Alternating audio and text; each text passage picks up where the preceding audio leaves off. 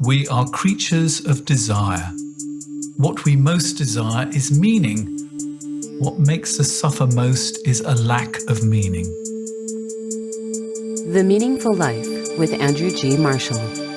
Marital therapist, author, and communications trainer Andrew G. Marshall invites guests from all walks of life to discuss what makes life meaningful. Hello, I'm Andrew G. Marshall. Welcome to The Meaningful Life. My witness today is Fenella Hansen, who's an expert on PTSD, post-traumatic stress disorder. She has a Bachelor of Social Science Counselling from ACU University, Melbourne, Australia, and brings her own personal experience of trauma through medical misadventure to her work in this area. A mistake with the anaesthetic for an operation on her liver meant she felt everything they did, and not surprisingly, she was terrified and in excruciating pain. Fenella works with survivors of child sexual abuse in conjunction with the Royal Commission in Australia. She's also trained to counsel people approaching the end of their life and their families. Fenella, welcome to The Meaningful Life. Now, when most people are about to launch themselves into the outside world, you had a nasty shock at 17. Can you tell us what that nasty shock was? Yeah, so at 17, I was in my final year of high school and, preparing to go to university. And about halfway through that year, my mum and my dad came home one night and pulled my sister and I aside and explained that my mother had bowel cancer.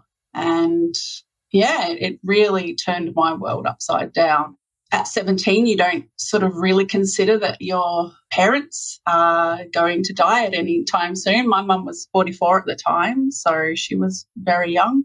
And, we were sort of thrown into this world of cancer and treatment and all those things. So, and having to do my final year of high school. So it was quite traumatic, and I don't think I realised quite how traumatic until many years later. And you decided actually not to go to university at that point. It had that impact on you. That's right. I felt by the time I finished school and, with dealing with everything, that I felt burnt out. I didn't know what I wanted to do anymore. And so I just decided to go into the workforce. That was around sort of 1993. So the IT business was booming at that point, and taught myself software testing, and that just took off. And once you sort of get into the workforce and you start earning money, it's very hard to go back and study. Was that life very meaningful, working in IT for you? No, I didn't like it at all. I found that the people that worked around me were very different to me. I didn't really connect with them. There weren't many people I found that I wanted to spend time with. While I could do the work and earn the money, it really wasn't what I wanted to do, but I didn't know what I wanted to do at that point. Now, there's nothing that makes you stop and think what you want to do with the rest of your life than sitting at your parents' or a parent's deathbed. That happened for you when you were relatively young, didn't it? Yeah, that's right. So Mum went 5 years and was cleared of having the cancer. So 10 years after her initial diagnosis. She was 54 and she pulled me aside and she said, I've been having some symptoms. I need to go and have some tests. Will you accompany on those? We were very close mother and daughter relationship, which was really nice. So I accompanied her. She had a colonoscopy and exploration. And she said to me, please don't tell anyone. I don't want anyone to worry. So we sort of kept it a secret. I think it was between Christmas and New Year. They said to her, yes, we found some cancerous cells in your bowel. They wanted to do further tests. So sort of in the January of that year, they did some more scans and they found cancer on her liver. But liver cancer is generally not a primary cancer. So they sort of performed more tests and discovered that she actually had pancreatic cancer. Now, I don't know if you know much about pancreatic cancer, but the survival rates are very, very small. And it moves very quickly as well. And it moves very quickly. So we were thrown into this world again of even more medical tests and hospital visits. And she became really unwell really quickly. And I am very much like her. We're very pragmatic realists, and my sister and my dad are more oh, how would you explain it? They're a bit dreamy, bit, head in the sand. Head in the clouds. Head in the clouds. They're born on the same day, so that might explain some things. I was Mum's main support, and I took her to a lot of medical tests. Was she frightened? Yes. She didn't show it initially, but I think the speed that things moved and the prognosis, she began to become quite scared. Some of the symptoms that she was having were very traumatic on her and everyone. So she was quite frightened by what was happening. And what's it like coping with your mother's fear as a daughter? Look, at the time, I think because it all happened so quickly, I didn't have time to stop and reflect, other than the fact that, heck, my mum's really sick, and talking realistically about what was going on, I sort of had a fair understanding that she probably wouldn't survive this. Yes, my partner died when I was older than you, 37, and you could just get caught up in the emergency. Yeah, absolutely. And it's only afterwards, when you sort of walk away from the hospital, and my gosh, I'm actually feeling it again, is just how much comes down on top of you at that point. Yeah. And I think for me, after she died, and she had quite a traumatic death as well, we thankfully made it there the day that she died. And so we were at her bedside when she passed away. But I sort of went into the mode more of looking after other people, looking after my dad, looking after my sister, looking after my elderly nana who really wasn't coping. Mm-hmm. So I grieved, but I don't think I actually really processed what was going on. And that came out later, definitely. Because you got into severe depression, didn't you? Yeah. So it's all a bit fuzzy, but I developed quite severe depression and anxiety. For me, that looked like not being able to get out of bed, not being functional, everything just really freaking me out. Like, I would have regular panic attacks. My partner at the time, we'd organise to go to events and things, and I would sabotage because I just couldn't deal with leaving the house. I couldn't deal with life, basically. And it was all very overwhelming. And, my dad wasn't coping and my sister wasn't coping. So, I was sort of trying to hold them together at the same time. And it was a very overwhelming experience for me. And did counselling help for you? I was assigned a grief counsellor, and he was a really lovely guy. But I think it was too early in the piece. Like, he would have appeared on the scene within a couple of weeks. And I think at that point, you've just gotten through the funeral and you haven't even wrapped your head around how your life has changed. And so I think I connected with him a couple of times, but didn't really make that much use of it. But it actually triggered something in me that I thought, okay, this is an interesting field. Maybe this is something that I could do in the future at some point. Wow. So there was some sort of deeper wisdom inside that said, this is interesting. Yeah, absolutely. And that's fascinating, because I think lots of people don't actually listen to those voices. No. Did you listen to it? I did, but not at the time. I think things were still too raw and I was too unwell to really make sense of it. But it was there. It was like a little ember sitting inside of me that had been ignited. And I decided maybe 3 years after my mum died that I really wanted to move to the UK. I wanted to start living life, I guess, because my life had kind of been on hold for quite a while.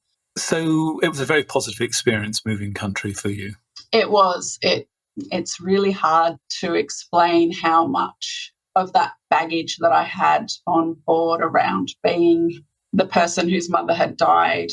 How everywhere that I went reminded me of her, and being around my family was difficult, because people look at you in a certain way and there's always that pity, and I just needed to get away. I needed something different. And, I was still really suffering with poor mental health and my anxiety wasn't great, but I thought, I'm going to do this. Because I was fascinated when I read that moving country actually helped for you, because although it was 25 years after my partner died, I was still grieving a huge amount. And I moved to Germany, where he was actually from originally. And bizarrely enough, sort of almost the first day in Germany, I could sort of feel a shadow that I didn't know was there lifting, if that doesn't sound too strange. So I sort of really related to that idea that actually that distance really helped you to be yourself rather than the daughter of a mother who died of cancer. Yeah, and I think it's also that I could cultivate friendships with people who were my people. You know, we grow up with friends from high school who, when we get to adulthood, we don't necessarily relate to all that much. Often those friendships, I think, can be out of a sense of obligation. And I really found my tribe. I was hanging out with all these amazing people that, you know, they were fun and they didn't look at me like the girl who'd lost her mum. Do you come from a small town in Australia? I grew up in the bush. So, yes, that was a small town. When my mother died, I was in a bigger town. But she was a very popular person. She's, you know, very lovely and calm and had lots and lots of friends and sort of supporters. So I felt her influence in so many places. And sometimes that can really be difficult. And so moving to London, I think I forced myself to get on public transport, to do things that I'd never done before. I worked in a backpackers and made friends with so many different people from all around the world. And it was an amazing experience. And one of those girls that worked there was looking at applying for uni. And so she had her book there and we were working together. So just out of interest, I started having a look and out popped this counselling course. And I thought, oh, this is interesting. I wonder if I can do this. And, you know, because I am a British citizen as well, I thought I can apply for this. And you had to attend an interview, which I did, and I got accepted and started my journey. And what happened to that sort of little flame inside? Did it recognise where it was? Yeah, absolutely. Everything just started to really feel right and I felt like I was coming home. Do you think that these just random events and somehow the right random events fitted together, or did you think in a sense that you were destined to come across the water and do something entirely different? Maybe a bit of both. You know, I believe in sort of a bit of serendipity, and I believe that the energy that you put out can be the energy that you get back. And certainly my energy had changed. And I believe that these opportunities presented themselves because I was ready. The energy you put out comes back to you. So what kind of energy were you giving out at this point? I think I was giving out an energy of that I was ready to take on new challenges. I was ready to change my life, but also that I was ready to heal, because what I didn't know at the time that I now know is that by studying counselling, I was able to really shine a light on my own experiences and do a lot of significant healing work through studying. Because what they call people like you and I are wounded healers. Yes, absolutely. It is a really difficult equation because if you're too wounded, you're going to be with your wound rather than your client's wound. And if you're somebody just sailed through the world, however nice you are, you're going to be terribly sympathetic, but you're not really going to be in their world. Yeah. And it's quite difficult to find the balance between those two things. Yeah, absolutely. And that was something that I was definitely very aware of and really wanted to make sure that I put into practice what I'd learned, especially around my depression and anxiety. And so, you know, I learned a lot of strategies about how to deal with anxiety and they worked. So give me an example of something that worked for you dealing with the anxiety. So something for me and a strategy that I still use today that is free and we have it with us at all times is breathing. Breathing exercises for me were key. So let's have a breathing exercise that we can do together now. Yeah. So probably one of my favourite things is to sit up in your chair and put your shoulders back. Right. Shoulders back. Yep. Often when we're feeling depressed or anxious, we tend to hunch over, and quite often people will hold that tension in their shoulders. So shoulders back, elongate your neck a bit. Put your hand sort of just above your belly button. Right, yep. That's sort of where your diaphragm is. And so what you need to do then is take a deep breath in and then you need to feel it underneath your hand. So it's called belly breathing. So you're breathing right in down into your belly. So you breathe in for the count of 4. And then you hold that for 4 seconds. and breathe out to the count of 4.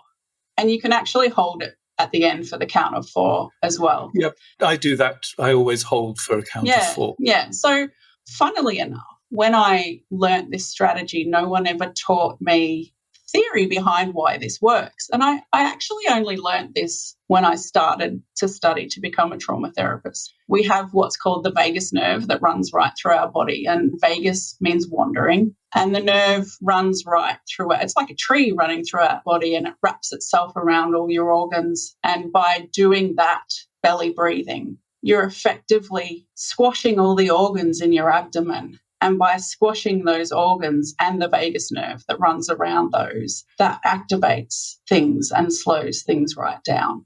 So you only have to do those breaths for 60 seconds for them to start having an effect. Well, the way I do it is I say to myself, in, 2, 3, Yes. 4, hold, 2, 3, 4, out, 2, 3, 4, hold, 2, 3, 4. And it is incredibly calming. Yeah. When you say with the hand, are you using the hand just to follow, or are you using the hand to accentuate? Using the hand more to ensure that you are breathing deep enough, because often when we're feeling anxious, we will breathe only into our chest, and that's not deep enough. You really need to get that breath right down into your belly so that it is squashing that vagus nerve and activating everything. So, it's a feeling thing, and it's also recognition that what you're doing is actually working. Now, I've covered quite a bit of the background because my suspicion, and you're going to tell me whether I'm right or wrong, is background, when we're dealing with trauma, is a sort of the base that the trauma is sitting on. And so you need to be aware of that, as well as the, for want of a better word, the defining trauma, which in your case was diagnosed as medical misadventure. So we're going to forward on how long after you finished your training that this all happened? I'd been unwell for a little while. I'd had a bunch of unexplained symptoms that no one could give me answers for. I'd also been diagnosed with endometriosis, and I'd had surgery in 2009 to have that removed. But that wasn't what was causing my problems. I was vomiting a lot after food. I had a constant pain sort of in the bottom of the right side of my ribs, and it would radiate up into my shoulder. I just felt awful a lot of the time. I kept having blood tests, and my doctors would say to me, "Oh, your liver function's not right. You shouldn't be drinking so much alcohol." And I'd say to them, "I can't drink alcohol. It makes me really sick." I felt like no one was actually listening to what I was saying. And eventually I got onto a doctor who said, "Oh, maybe you've got gallstones. We'll send you off for a scan." So this was in 2010. And I went into it was an ultrasound, and I went in, and I remember lying there, and I looked at the lady's face, and I could see that something wasn't right. And I thought, uh-oh. And then she called someone else in to have a look, and I just thought, oh dear, this is not good. And it turned out that I had at that stage, an 8-centimetre tumour on my liver. I think I only had a couple of days because they did more tests in which I didn't know whether it was cancerous or not. But, in that time, I'd mapped out what I was going to do if it was cancerous. Thankfully, it was benign, but, it had to be removed because it was causing me a lot of trouble. I had the initial surgery to remove the tumour, and it had grown to 10 centimetres by that stage. So, sort of the size of a softball, I suppose. So I had half of my liver removed. I lost the whole right lobe of my liver, and that included my gallbladder. So what happens is when they cut your liver, it leaks out a bile material, and eventually that's supposed to stop. But what had happened with me was it was sort of slowly building up in that cavity in my body, and it was pressing on my lung, and it was pressing on my diaphragm, and it was causing me a lot of pain.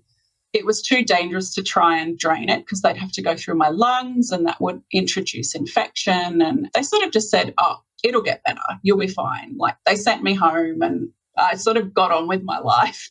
It didn't resolve itself. the liver actually will regenerate itself to 3/4 of the size, if you cut a bit off. Mm-hmm. So my liver regenerated, but it regenerated around a bile cyst. And so I had a bile cyst growing in my liver that was just continually filling with this fluid. After nearly a year, it started to cause problems. And so I went back and I said, there's something wrong. And I had a bunch of tests and they confirmed that there was something there, but they said it's not a tumour. It doesn't look like a tumour. We don't know what it is. It could be a cyst. It could be an abscess.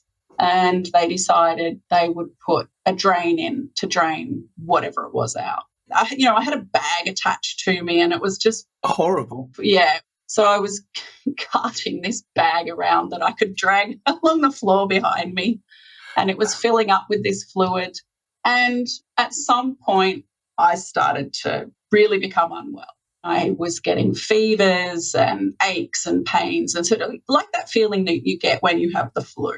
So I kept presenting back to emergency and they didn't know what was wrong, and they took the drain out and, they were putting me on antibiotics, but they still didn't know what was going on. And eventually they discovered that they'd introduced not one, but 3 different hospital-based infections into my liver.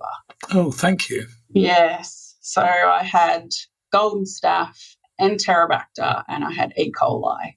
And they're all pretty severe on their own, but having 3 of them wasn't much fun. So I'd go into hospital, I'd be on a drip with antibiotics, I'd improve a little bit, they'd send me home. 2 days later, I'd be back in hospital again, with fevers spiking through the roof, heartbeat of 150 beats a minute. And this went on, and each time I'd go back into hospital for a longer period of time. And eventually they decided that they wanted to start putting stents in my liver, so I'd have to have gastroscopies, so down my throat, to have those placed. And then that wasn't working, so they decided that they wanted to place the original drain back in again. And because I was full of infection, they had to do it in a fully sterile environment. It was a very different operating theatre to ones that I'd been in the past. And were you supposed to have full anaesthetic, or it was supposed to be just the anaesthetic in the part of the body which was going to be operated on? Yeah, it was just a local, so it was just going to be in that area, and I was awake for the experience. I've got notoriously bad veins. They placed a cannula sort of in the upper part of my arm. And, I was lying on the operating table, and they injected me with the anaesthetic, and then they started to put this sort of guide wire into my abdomen to go into my liver. And I said to them, I can feel that. And they said, oh, give her some more anaesthetic. She shouldn't be able to feel that. So they gave me some more anaesthetic, and they waited a couple of minutes, and then they tried again. And I said to them, I can still feel that. And I was starting to become really distressed at this point because it was painful. It was really painful.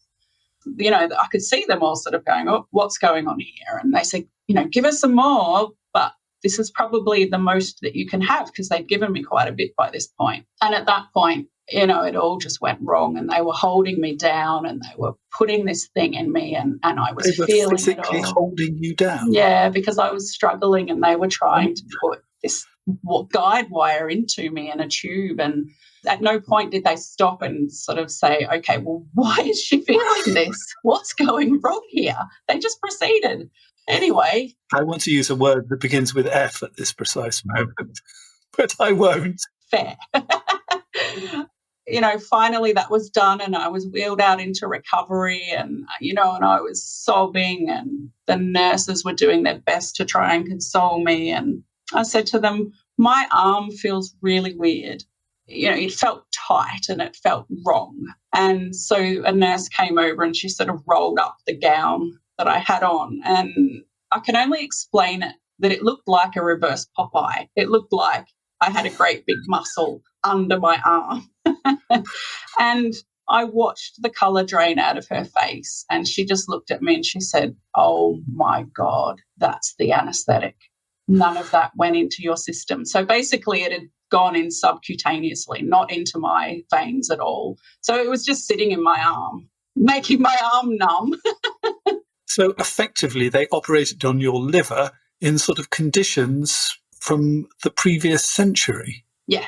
absolutely. I'm surprised you weren't punching them, to be perfectly honest. Look, I think at that point I was so unwell that I didn't have the strength to do much. It only got worse from there, if that's at all possible. The drain didn't work, so they placed, I think, another 2 or 3 stents into my liver, and then I developed pancreatitis. I was so unwell that they didn't know if I would survive because my body was full of infection and my organs were really struggling. Eventually, I begged them and I said, you need to do something, because they'd sort of said to me, oh, we can open you up and clean out the infection, but we don't want to do that because that's big surgery again. And I was just like, you need to do that. You're ruining my life. I can't keep being subjected to this. It's too much. After I'd been in there for like 5 months, they opened me up along my original scar. They cleaned out the infection, which apparently was awful. They placed a couple of sort of drain points out of the bottom of my stomach, and they sort of closed me back up, and they had a flushing system going on. And within 2 weeks, I was almost back to normal, apart from the fact that, I'd had all this horrible stuff happen and I'd had major surgery again, but I felt so much better. So I'm imagining at that point when you felt so much better, you thought, well, that's all behind me and now I've got to get on with the rest of my life. Am I sort of hearing that correctly? That's it. I'd experienced so much trauma, and, at that point I was pretty much broke because I'd been in hospital for so long. I just wanted to get back to work and forget about it. And I did have people sort of say to me, you could take them to court over this. And I was just like, you know what, I can't. I don't have the mental capacity to do that. I'm exhausted from this experience. I just want to get on with my life. I need to put it behind me. I need to move on and just write it off as a really terrible experience. And is it possible to do that? No. Definitely not. I thought that was going to be the answer, but the problem is we so much want it to be the truth. Yeah. We put a huge amount of energy into trying to make it the truth. Yeah. Is that a good thing or a bad thing? It's a very human thing, I think. I was never offered rehabilitation. I was never offered counselling. So I went back to my job, working in mental health, dealing with other people's problems, and that's where my energy was focused. I didn't really give myself the attention that I needed. And, as they say, if you don't deal with the things that need dealing with, they will come out at some point. And how did they come out? So I met my current partner and fell in love, and everything was wonderful, and we decided to get married.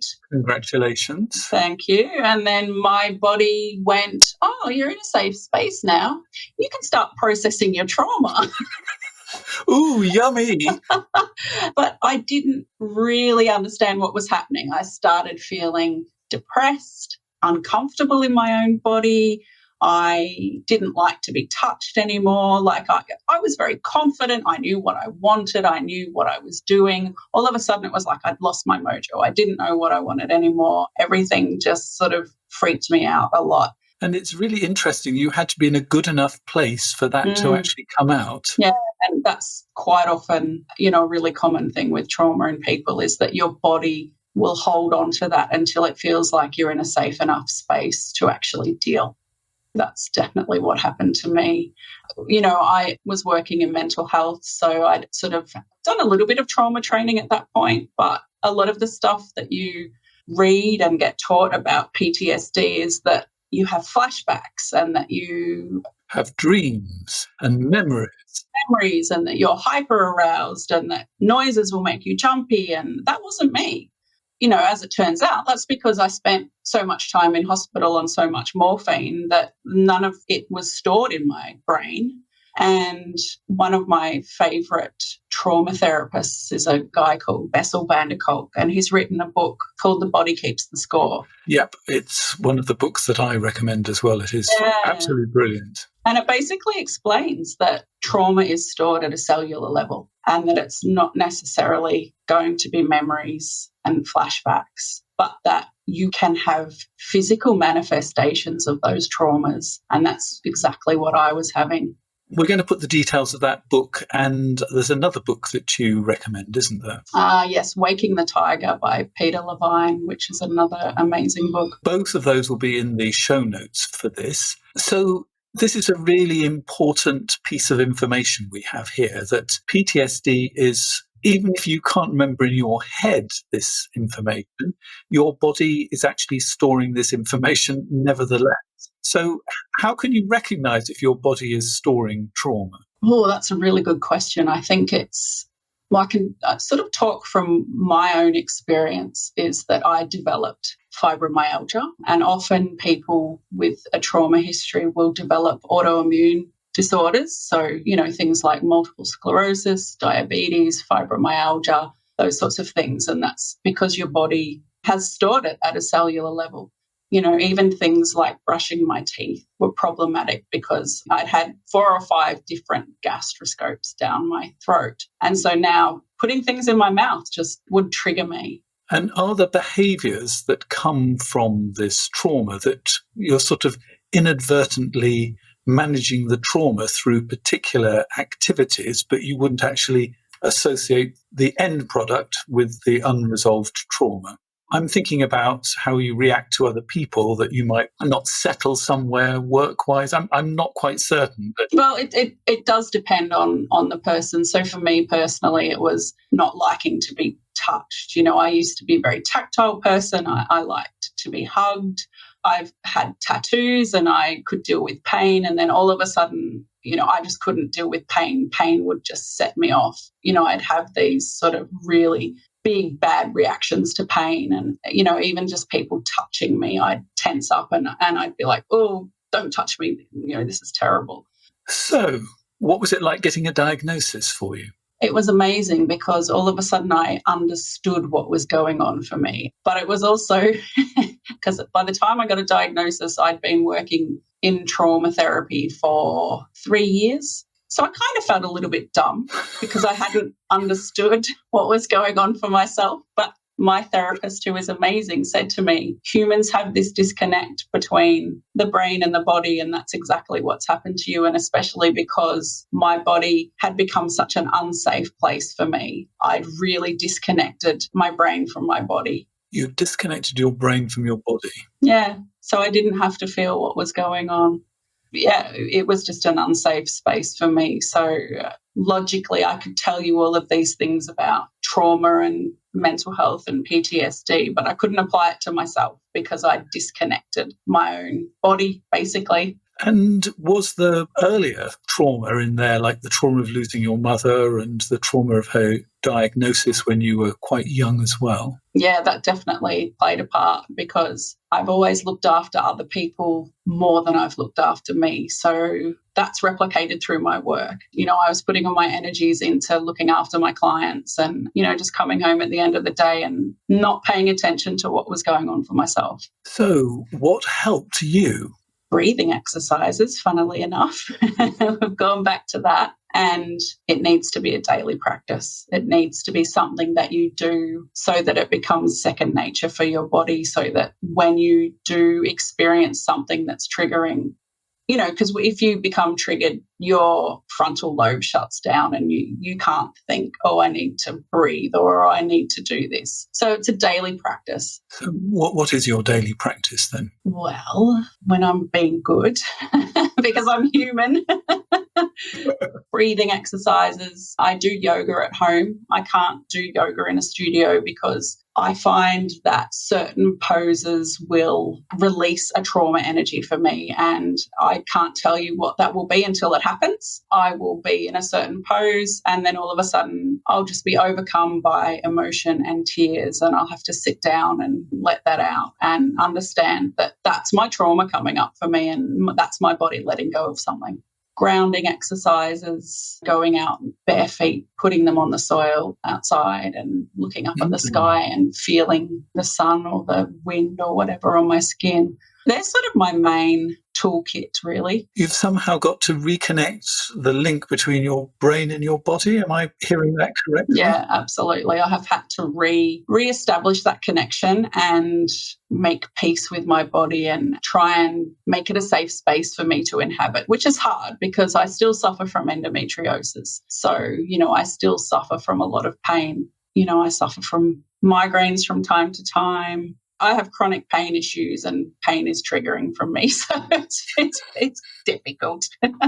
So what have you learnt through all of this? I've learnt that you need to give yourself the time and space to process things, because if you don't, then they will come up at some point later in life, and that will be life-changing in itself. It had very detrimental effect on my relationship and, just on my mental health in general, because I didn't understand what was going on. And it was difficult, because my mother's dying was very much a trauma too. Both of those traumas I never dealt with. And they came back and said, we're here, you need to deal. So, because I sort of think that we all go through the world ignoring all sorts of really painful, difficult things, that we have this sort of almost Harry Potter invisible cloak against badness because we're good people, so nothing bad is going to happen to us. Yeah. And trauma pulls off this magical coat and we suddenly realise quite how dangerous the world is, and that can very easily be overwhelming. Yeah, absolutely. How do you cope? Because, if anybody knows there's not a magic coat protecting us because we're good, which is something we, all of us, desperately want to believe, that magic coat does not exist. So how do you live without it? Look, I'm a realist. So for me, it's around acknowledging the effect of those experiences on my life and learning from those. Can you hear my cat? I can. It's fine. It's nice to hear some normal noises going on around. He's having a tantrum. Hopefully not trauma. No, hopefully not. Oh, dear.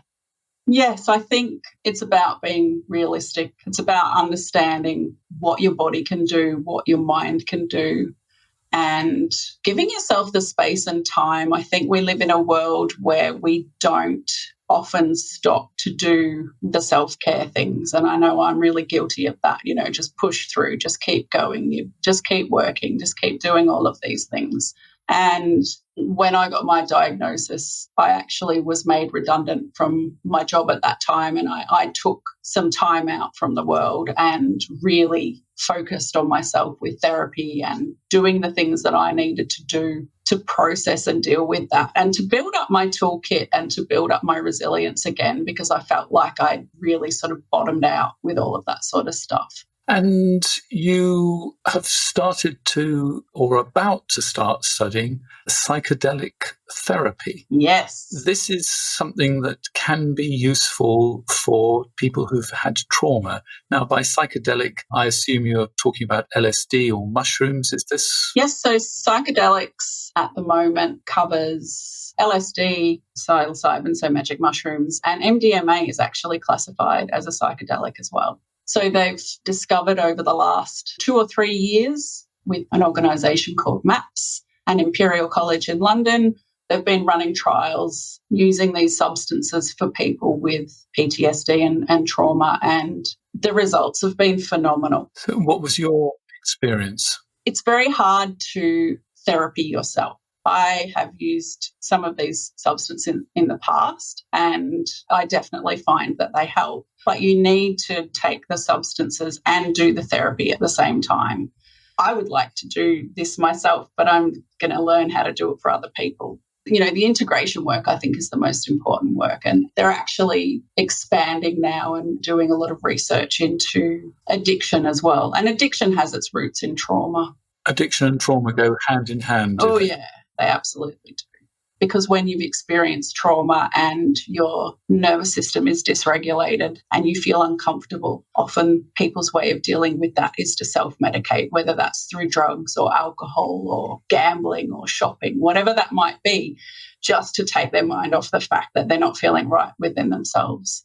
Addiction and trauma are very much bedfellows. And why do you think that psychedelics might help trauma, or what's the thinking behind how they help? For LSD and psilocybin, it's around switching off those parts of the brain that we have, I guess, to protect ourselves, and you're then able to process a lot of the stuff a lot easier. And MDMA especially, it shuts down the fear part of your brain, and you're able to access those traumatic memories and work through them without the fear aspect. And that's a really powerful thing for people. And if you've seen some of the studies with MDMA and PTSD or addiction, the success rates have been quite outstanding. But what I seem to be hearing from you is that it's the integration, the talking about it and processing it, rather than just having a wild old time that is the important part of it. I think it's very different when you're taking these substances in a clinical setting and that you have two therapists present who will guide you through the trip, who will be able to, discuss things as they come up and help you deal with things. And then you have follow-up integrative sessions after that to help you then integrate all of those learnings into life. That's the really powerful thing. And is this all legal within the Australian system? It's getting there. So in America, it's had breakthrough FDA approval, which very rarely any drugs get. Australia is a little bit further behind. We do have the capacity for some psychiatrists to prescribe these medicines, but they're pushing to have it opened up more so that we can run these trials ourselves, which is exciting. So that's where I hope to come in. Because I think from memory, with the MDMA trials that they did, they needed 100 therapists just to run those trials. Because when you think about it, you've got 2 therapists doing an 8-hour session with a client, plus follow-up work. So you need a lot of therapists on board. Now, we've been talking about trauma and 2 big questions. Is there anything about trauma that we haven't covered that we need to add to this? There's probably a lot because trauma is very complex. It also depends on when you experience the trauma in your life as to how it's going to affect you. I think that it's really important to realise that trauma is not something you can read 10 signs on the internet and feel that you've got it. So if people have been listening, and this is my second important question, they've been sitting here and they've been sort of thinking, although my story is very different from Fenella's, I'm recognising bits and pieces. Where do they go from listening to this podcast? Always the first stop is to go and speak to your GP. See if you can get a referral to, a psychologist or a therapist that specialises in trauma and have a conversation around what's happened, how you might think that that's what is going on for you, because it's important to have those conversations and to not deal with it yourself. Because you sort of need help from outside to join the dots, so to speak. Even I did. I'm a trauma therapist, and it still took me going to my own therapy and to have someone join the dots for me and say, hey, this is what's going on for you. And I couldn't recommend strongly enough The Body Keeps the Score, because I think that is really helpful. This is the work of somebody who is one of the pioneers, and you actually understand the history of all of this as well. That is in the show notes. We'll also put the book How to Change Your Mind, which is about the history of psychedelic research, and the journalist author has actually tried various of these things and gives you a very good overview of the whole topic. So we're going to now start to tie this back into the meaningful life. We're going to have a letter in just a second that's been written in by one of the people who support this project. The Meaningful Life with Andrew G. Marshall. Please follow us on Twitter, like us on Facebook, and visit our website, andrewgmarshall.com/podcast, where you can join our supporters club and unlock bonus material and other benefits. If you become a supporter and join our supporters club, here you get all sorts of added benefits, one of which is that you can write in with letters. At the higher level, there's also a chance to Ask Me Anything, which is a monthly event that will be starting soon, where if you're on the higher levels of supporting this podcast, you will be able to join me in a Zoom call where we will talk about anything that you would like to talk about. So as I say, it's called Ask Me Anything. Whether I can answer the question is another matter, but I can probably find some resources where we will be able to move forward with it. So this is the letter that's come in. My mother has multiple health issues, and although not one of them is particularly serious, together they build up to something major. Throw in COVID and her age, and I have to get my head around the fact she is not going to be around for much longer. I'm aware that I'm skirting around the word I should be using, but I can't write the D word. My father passed away a couple of years ago, who I love very much. Looking back, I coped quite well, better than I thought I would, but I had my mum to look after me and we all pulled together. Somewhere inside, it feels like when mum is gone, I will fall apart. I know this is going to sound weird, but I'm going to lose the old family home, all the familiar objects and the memories. There will be nobody to ask, where did we go on holiday that year? What was the name of the woman who ran the paper shop? And why did you send me to that school? I sort of think I've asked everything, but there will always be something else. Writing this letter, I can feel the panic rising. I want to live the meaningful life, but it doesn't feel meaningful without my mum. So a very heartfelt letter, Fenella. Yes. What were your thoughts reading it?